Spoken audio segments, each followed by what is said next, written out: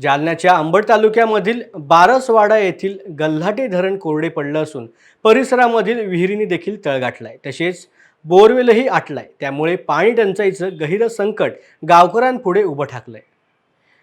गल्हाटी धरणाच्या पाण्यावरती अवलंबून असलेल्या फळबागा पाण्याअभावी सुकून चालल्या असल्यामुळे शेतकरी फळबागा तोडून टाकतात। अंबड तालुक्यामधील दोदडगाव येथील शेतकरी अर्जुन बाबूराव बडे यांनी गेल्या 15 वर्षांपासून पोटच्या मुलासारखी सांभाळलेल्या मोसंबीच्या 400 झाडांची बाग पाण्याच्या तीव्र टंचाईमुळे करपून गेल्यामुळे जेसीबीने उखडून टाकले। दोदडगाव गट नंबर ही 29 आहे माझा। इथं माझी मोसंबी होती, काही ऊस होता। तर मोसंबी म्हणजे असं पाणीच नाही गलाटीला, 2 वर्ष झाली गलाटीला चितोडा नाही आला। पाणी नाही आल्यामुळं काय झालं, हे सगळं लगी विहिरीला पाणी नाही, कशालाच पाणी नाही, चटलं की वाळून गेलं सारच। त्याच्यामुळं मला मोसंबी काढावं लागली। ही 200 माझ्या नावावर होती, मुलाची 200 होती, ती पण काढावं लागली। ऊस होता 3 एकर, त्याचं उत्पन्न असं झालं की बस 10-12 टन सुद्धा झाला नाही 3 एकरमध्ये। आणि पारंपरिक पिकाचं ते पारंपरिक एकरी मग 50 टन काढायचो ना। कापूस 2 बॅग पेरल्या तर फक्त 4 क्विंटल कापूस झाला। गहू तर झालाच नाही, काहीच नाही, पाणीच नाही ना, पेरायचंच कसा मग?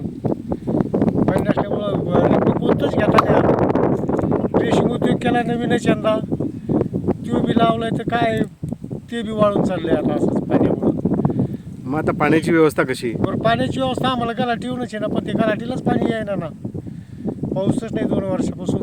मग या संदर्भात तुम्ही काही तक्रारी केल्या किंवा काही? भरपूर औरंगाबादला बी हे केलं, मोर्चा केला, रस्ते रोको केले, पण ते कोणीच हे पुढारी म्हणजे कोणीच लक्षच देत नाही त्याच्यावर।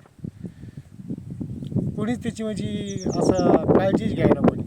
आता लोकसभेचं मतदान चालू होणार आहे। हां, लोकसभेसाठी आता नेते, मतदार, उमेदवार आमच्याकडे येतील मत मागण्यासाठी। हां।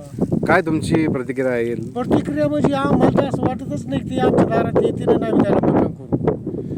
का बरं कारण असं? त्याने आमचे कामच नाही केले ना। 40 वर्ष झाली, 35 वर्षापासून मागणी आहे आमची की गलाटी धरणामध्ये पाणी सोडा।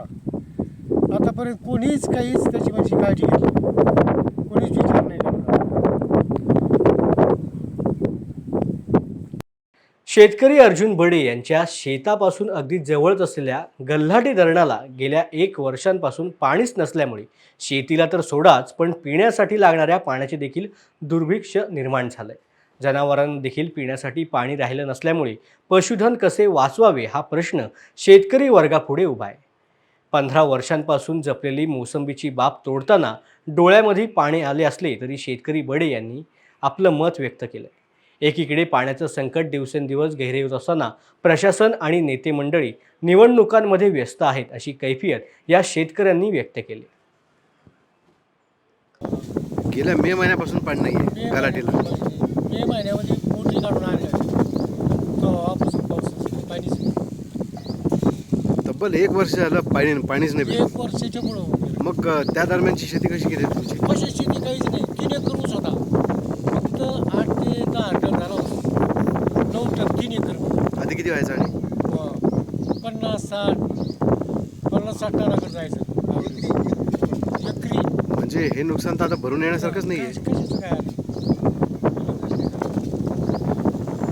म्हणजे ऊस पाणी नाही पुरलं मागच्या वर्षी, त्याच्यामुळं वाळून गेला, पण वाळल्यानंतर तो जळाला, शॉर्ट सर्किट झाली, बस जळून गेला तो बी ऊस। मग आता मोसंबीची जी परिस्थिती आहे, हां, त्या मोसंबीचा काय झालं नेमकं? मोसंबीचं म्हणजे पाणी नसल्यामुळे ते येतात, पाणीच नाही ना बऱ्याच दिवसापासून। किती झाडं होते? 200 झाडं माझी होती आणि मुलाची 200 होती, समजा पूर्ण काढून टाकले? पूर्णच काढून टाकले 400 झाडं।